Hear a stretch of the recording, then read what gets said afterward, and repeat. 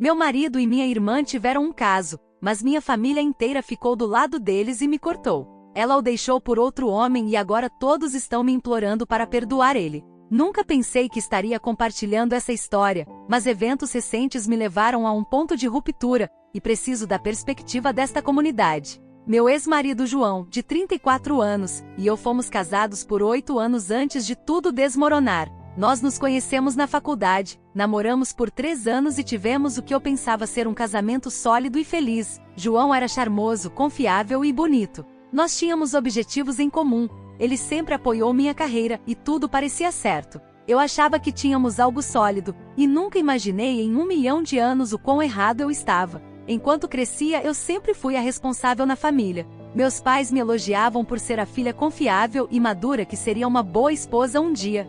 Por outro lado, minha irmã mais nova Luciana era criança de ouro. Meus pais a adoravam, e parecia que todos que a conheciam ficavam instantaneamente encantados por ela.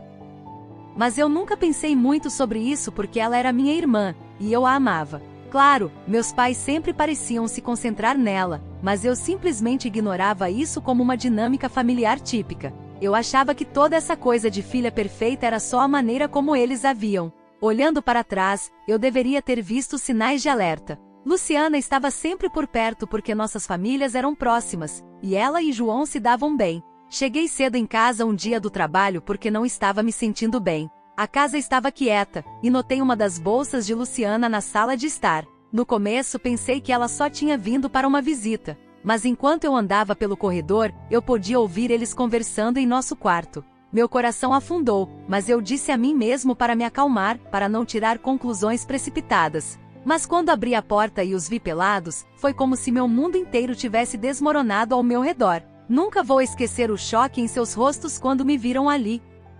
Parecia que eu estava presa em um pesadelo. Mal me lembro do confronto. Acho que fiquei chocada demais para processar tudo em tempo real. Saí de casa naquele dia com tudo que pude pegar e não olhei para trás. Isso deveria ter sido o pior, mas, de alguma forma, o que aconteceu depois doeu ainda mais. Quando procurei meus pais, esperando que eles me apoiassem no pior momento da minha vida, não recebi absolutamente nenhuma reação. Em vez de conforto, eles me deram um discurso sobre como os casamentos são complicados e como eu tinha afastado João. Eles até sugeriram que Luciana estava fazendo um favor a ele ao lhe mostrar amor verdadeiro. Minha própria família agiu como se eu fosse a pessoa que tinha errado, como se eu tivesse de alguma forma jogado João nos braços da minha irmã. Nos dias que se seguiram, as coisas só pioraram. Os pais de João, de quem eu tinha me tornado próxima ao longo dos anos, ficaram do lado deles sem questionar. Eles ficaram completamente encantados com Luciana, tratando ela como a adição perfeita para a família.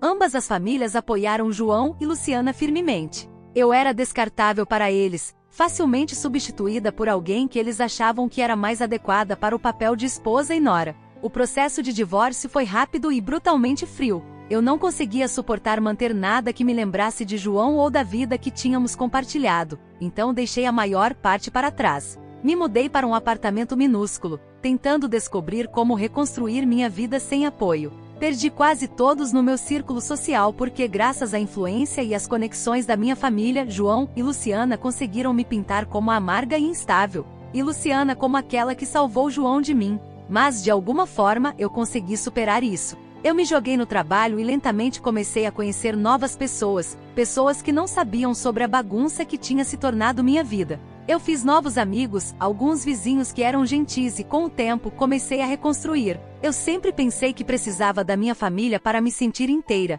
mas aprendi que eu poderia ficar bem sozinha. Encontrei um tipo de força e independência que eu não sabia que tinha, e mesmo que fosse incrivelmente difícil, eu estava orgulhosa de mim mesma por ter superado isso. Assim que eu estava começando a encontrar paz, as coisas tomaram um rumo selvagem. Do nada, meu telefone começou a tocar com ligações e mensagens dos meus pais, da família de João. No começo eu os ignorei, pensando que era algum tipo de piada de mau gosto ou apenas alguém checando porque se sentia culpado. Mas as ligações continuaram chegando, então finalmente ouvi uma das mensagens de voz. O que ouvi me deixou completamente chocada. Luciana tinha deixado João. Ela aparentemente conheceu outra pessoa, outro homem que chamou sua atenção e abandonou João sem nem mesmo dizer adeus. E agora, com João de coração partido, nossas famílias estavam lutando para juntar os pedaços. E quem eles achavam que deveria preencher o lugar que Luciana havia deixado era eu, é claro. Eu era a esposa legítima. Eles realmente achavam que eu deveria voltar para João e tomar meu lugar como se eu fosse algum tipo de plano B esperando nos bastidores. As mensagens eram cheias de manipulação emocional, disfarçadas de preocupação. No começo eles estavam me implorando para voltar e perdoar eles. Mas então, as mensagens deles começaram a soar insanas. Eles continuaram dizendo que era meu dever como mulher dar uma segunda chance a João, que o perdão mostraria o quão forte eu era. Minha mãe até disse que era uma chance de provar meu valor como filha, como se eu já não tivesse passado anos me dobrando para trás por essa família que me jogou de lado. A família de João também entrou na conversa, dizendo que ele estava perdido sem mim e que eu deveria voltar para manter a família unida. Era como se minha própria dor, minha própria traição, não importassem. Tudo o que eles se importavam era em manter as aparências, como se eu devesse de alguma forma esquecer que todos eles tinham me abandonado. Fiquei tão brava por causa disso. Depois de tudo que passei perdendo minha família, meu marido, meu círculo social. Essas pessoas achavam que poderiam simplesmente me ligar de volta como se eu devesse algo a elas. Como se eu não tivesse sido descartada e substituída como uma velha peça de mobília. E o pior foi que eles agiram como se eu devesse ser grato pela chance de voltar. Por um tempo, debati se deveria confrontar eles. Parte de mim queria gritar com eles, para que soubessem o quão profundamente me machucaram e o quão absurdo era o pedido deles. Mas outra parte de mim sabia que eles não entenderiam. Eles nunca me viram como uma pessoa com sentimentos, apenas como alguém que poderia cumprir um papel que eles precisavam. Confrontar eles não mudaria nada. Eles distorciam de alguma forma, faziam com que fosse sobre eles ou me diziam que eu estava sendo dramática. Então tenho ignorado as ligações, tentando encontrar um pouco de paz na vida que construí para mim. Mas eles têm me incomodado esse tempo todo. A cada poucos dias recebo outra mensagem de voz, outra mensagem de texto, e isso me arrasta de volta para aquele lugar de raiva e mágoa. Eles não me veem como uma pessoa com minha própria vida e dor, eles só me veem como uma conveniência, alguém que pode consertar a bagunça deles. Tem sido exaustivo, e estou tão cansada de sentir que sou a única que vê o quão bagunçado tudo isso é. Atualização 1. A situação foi de mal a pior. Minha caixa de entrada foi inundada com mais mensagens e ligações da minha família e da família de João, e tem sido um pesadelo tentar acompanhar tudo isso. Meu telefone vibra com notificações o dia todo, a ponto de eu começar a temer até mesmo olhar para ele. Tentei bloquear números, mas, de alguma forma, eles continuam encontrando maneiras de me contatar, seja por meio de novos números ou e-mails. É como se estivessem determinados a me desgastar. Mas o que realmente me pegou de surpresa foi uma ligação do próprio João. Eu geralmente não atendo ligações se não reconheço o número, mas dessa vez, eu atendi. Pensei que poderia ser relacionado ao trabalho, ou talvez um amigo, mas no minuto em que ouvi sua voz, meu estômago embrulhou. Era João, e ele imediatamente começou a falar o que parecia um discurso pré-planejado. Ele começou dizendo que estava profundamente arrependido e que percebeu que tinha cometido alguns erros terríveis. Eu mal conseguia acreditar na audácia de tudo isso. Ele falava como se tivesse apenas esquecido de pegar leite no caminho para casa, não destruído nosso casamento dormindo com minha própria irmã. Ele continuou, dizendo que devíamos resolver isso, e que tínhamos anos de história juntos que não deveriam ser jogados fora. Ouvir ele dizer isso, depois de tudo o que ele fez, foi como um soco no estômago. A coragem de trazer à tona nosso casamento de 8 anos como se fosse algo que eu fosse obrigada a valorizar. Ele disse que nós dois devíamos um ao outro essa chance de nos reconciliar, de juntar os pedaços e ver se poderíamos encontrar um caminho de volta um para o outro. Eu quase ri alto do ridículo daquilo. Era como se ele achasse que algumas desculpas poderiam de alguma forma apagar a traição, a solidão e a devastação total que ele me causou. Ele continuou falando sobre o quanto sentia falta da estabilidade que tínhamos, e como ele percebeu que agora que Luciana tinha ido embora, ele realmente queria se estabelecer.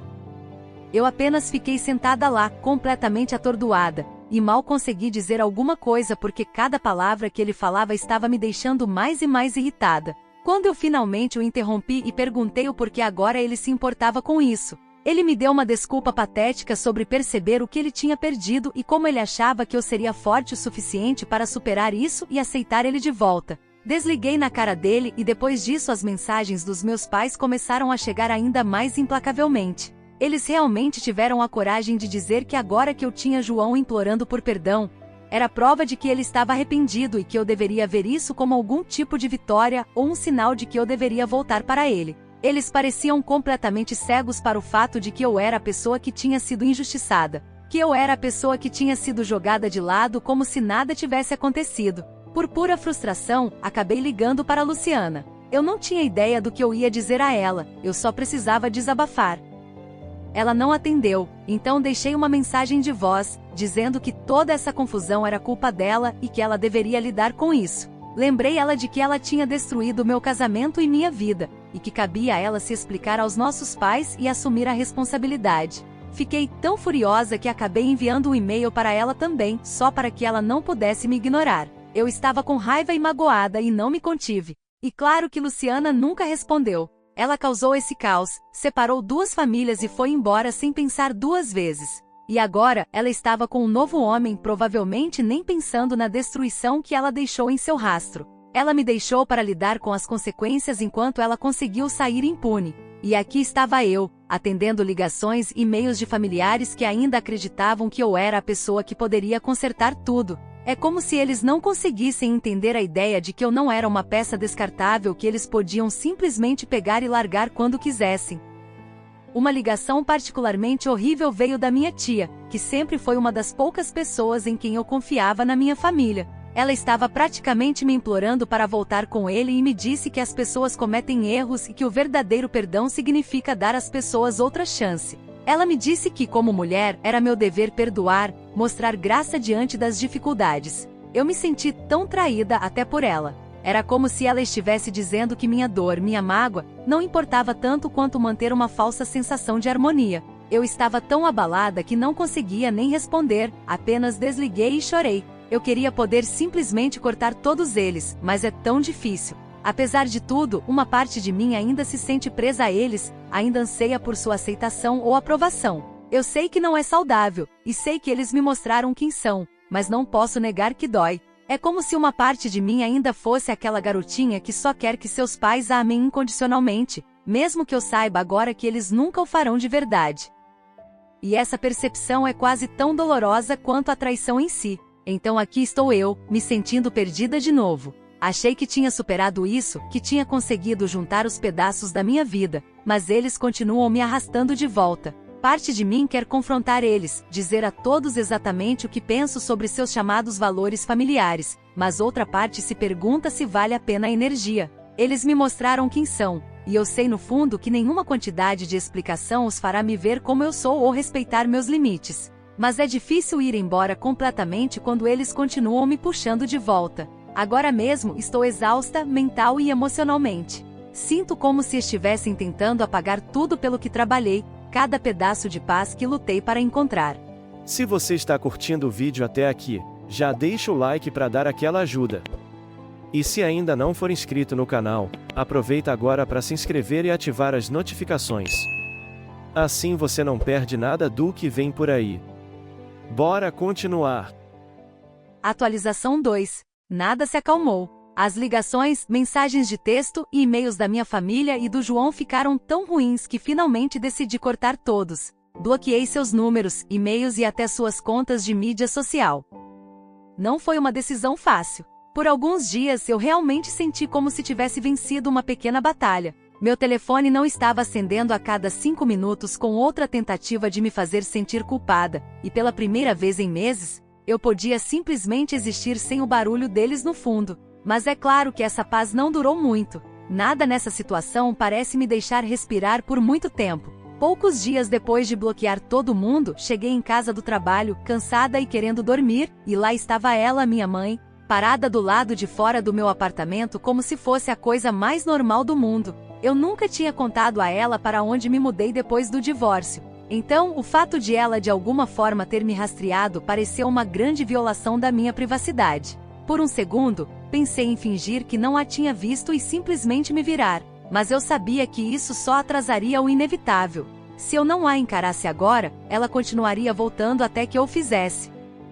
Ela começou a falar sobre como a família estava se desintegrando, que João estava infeliz e que a ausência de Luciana era uma ferida com a qual ninguém sabia como lidar. Ela continuou dizendo como a família é tudo, como se isso significasse que eu tinha algum tipo de obrigação de consertar tudo só porque éramos parentes. Ela continuou dizendo que era meu dever deixar o passado para trás porque é isso que as famílias devem fazer. Ela até disse que o Natal estava chegando e que seria a oportunidade perfeita para todos se reunirem e consertarem as coisas. Eu não conseguia acreditar na coragem de tudo isso. Essa era a mesma mulher que ficou parada enquanto meu marido e minha irmã destruíam minha vida. Eu senti como se minha cabeça fosse explodir. Era tão frustrante, mas também era exaustivo. Fiquei ali, tentando manter a compostura enquanto ela falava sem parar sobre perdão e seguir em frente. Depois que ela disse tudo isso, eu reafirmei a ela que não tinha como eu voltar daquele relacionamento e que não queria mais que ela trouxesse esse assunto à tona.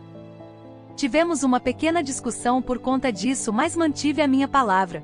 Quando ela finalmente foi embora, eu me senti como se tivesse sido espremida como um trapo velho. Foi um lembrete tão doloroso de onde eu estava nas prioridades da minha família, definitivamente longe do topo. E isso nem foi o pior. Pouco depois daquela pequena emboscada, recebi um e-mail de João. Eu não tinha notícias dele há algum tempo, então quando vi seu nome aparecer na minha caixa de entrada, foi como um tapa na cara. A mensagem dele foi curta, mas foi calculada. Ele disse que entendia porque eu estava chateada e esperava que pudéssemos ter uma conversa para esclarecer as coisas. Ah, e só para piorar, ele anexou uma foto nossa do dia do nosso casamento. Aquela foto costumava me fazer sorrir, mas agora ela faz meu estômago revirar. Eu deletei o e-mail sem nem pensar duas vezes. Não tinha como deixar ele voltar para minha cabeça daquele jeito, não importa o quanto ele dissesse estar arrependido. E então, quando eu pensava que já tinha visto de tudo, Luciana entrou em contato. O e-mail dela surgiu do nada com o assunto: "Sinto muito". Por meio segundo, pensei, ela finalmente vai assumir o que fez. Mas não. O suposto pedido de desculpas dela era apenas um monte de desculpas. Ela escreveu sobre como nunca quis me machucar, como seu relacionamento com João aconteceu porque eles estavam apaixonados, como se isso de alguma forma fizesse tudo ficar bem. E se isso não fosse ruim o suficiente, ela realmente teve a audácia de dizer que esperava que João e eu pudéssemos voltar a ficar juntos. Ela disse que estava torcendo para que encontrássemos a felicidade novamente, como se sua bênção significasse alguma coisa para mim. Eu estava tão brava. Eu deletei o e-mail dela assim como deletei o do João. Não havia sentido em se envolver com alguém que era tão completamente alheio ao dano que havia causado. Parecia que eles estavam tentando reescrever a história, como se nada tivesse realmente acontecido, como se suas ações não tivessem consequências. Mas eu não ia deixar que eles me manipulassem daquele jeito. Essas últimas semanas foram algumas das mais difíceis da minha vida. A traição, a pressão para perdoar, a manipulação constante, tudo isso me custou muito caro. A terapia ajudou, mas às vezes o progresso parece dolorosamente lento. É difícil ver a luz no fim do túnel quando tudo ao seu redor parece continuar te puxando para trás. Mas estou tentando. Se nada mais, toda essa confusão me ensinou quão importante é me colocar em primeiro lugar, mesmo quando todo o resto está gritando para eu fazer o oposto. Com os feriados chegando, sei que as coisas vão ser difíceis. Toda essa coisa de união familiar parece que vai ser enfiada na minha cara a cada momento. Mas pela primeira vez, não vou deixar que isso dite minhas decisões. Passei muito tempo tentando manter a paz, tentando fazer todo mundo feliz às custas do meu próprio bem-estar. É hora de eu assumir o controle e fazer escolhas que sejam boas para mim, mesmo que isso signifique chatear algumas pessoas ao longo do caminho. Não é fácil, no entanto. Ainda há dias em que a culpa se insinua. Penso em todas as mensagens que ignorei, em todas as pessoas que cortei, e me pergunto se estou fazendo a coisa certa. Mas então me lembro de tudo o que aconteceu, tudo o que eles fizeram, e sei que é disso que preciso. Estou aprendendo que não devo a ninguém minha paz, minha felicidade ou minha saúde mental. Estou aprendendo que não tem problema me afastar de pessoas que não respeitam meus limites, não importa quem sejam. O caminho à frente ainda é incerto, e sei que haverá mais desafios, especialmente com os feriados se aproximando. Mas não vou deixar o passado ditar meu futuro. Atualização 3. Desde minha última atualização, as coisas tomaram outro rumo. Parece que cada pessoa envolvida decidiu que não vai recuar. Em vez de recuar e me deixar curar, eles apenas dobraram seus esforços para me fazer sentir culpada, manipular e pressionar a voltar para uma situação da qual trabalhei tanto para escapar. É como se o caos não tivesse fim, e eu estivesse constantemente lutando para manter minha paz intacta.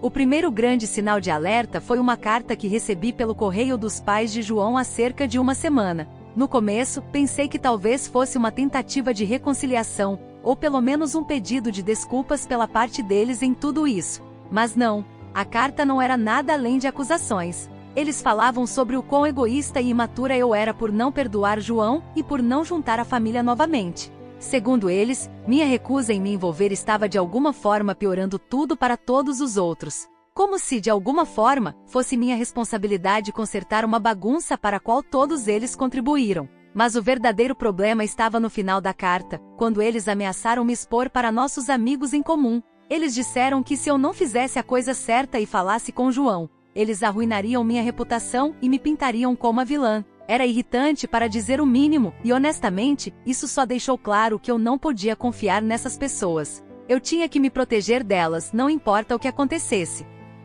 Então João decidiu levar isso para o próximo nível. Eu estava no trabalho um dia, cuidando da minha vida, quando um dos meus colegas de trabalho veio me dizer que alguém estava me esperando no saguão. No começo pensei que fosse apenas uma entrega ou talvez um amigo aparecendo inesperadamente. Mas não, quando saí lá estava ele, João, parado ali como um protagonista de comédia romântica segurando um buquê de flores. Era a última coisa que eu precisava, e parecia que o mundo inteiro tinha parado. Meus colegas de trabalho estavam assistindo, e eu podia sentir os olhos deles em mim, tornando toda essa cena ridícula pior. João, é claro, não pareceu se importar. Ele continuou tagarelando sobre o quanto ele estava arrependido e o quanto ele sentia minha falta, como se tudo o que importasse fossem seus sentimentos. Ele disse que fomos feitos um para o outro, como se eu estar ali, com o coração em pedaços, não provasse o contrário. Parecia que ele estava reescrevendo a história a seu favor, fazendo o papel do herói de coração partido quando, na verdade, ele foi quem causou tudo isso.